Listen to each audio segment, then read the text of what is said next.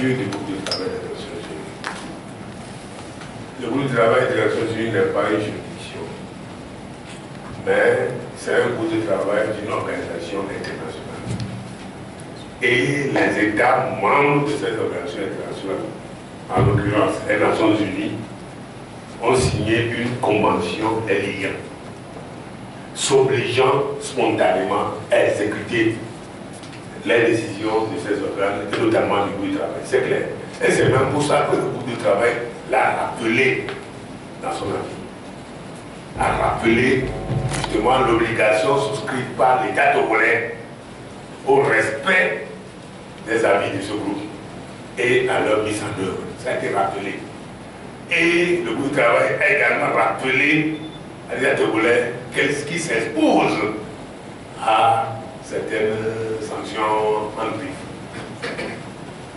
Et donc, bien que ce ne soit pas une institution internationale, c'est une institution d'une organisation internationale et dont les décisions s'imposent.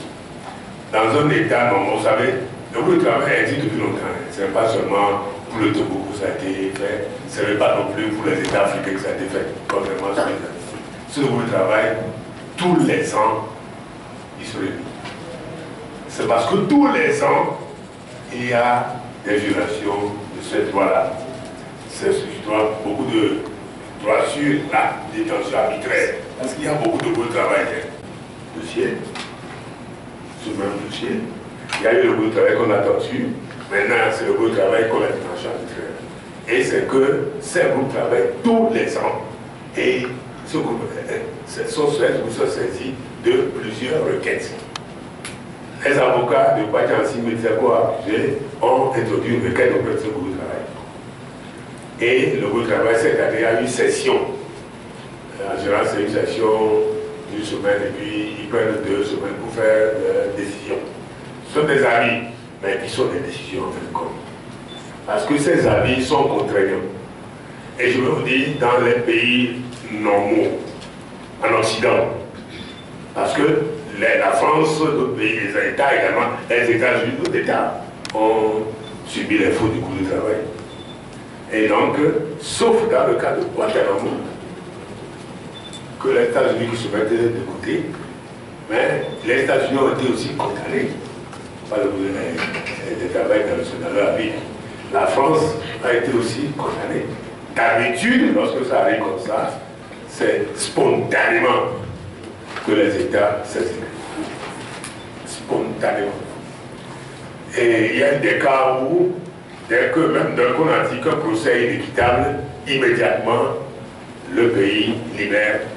Et puis après, il est arrivé dans un cas où le pays a libéré, parce que le procès est inéquitable, qui a réorganisé le procès.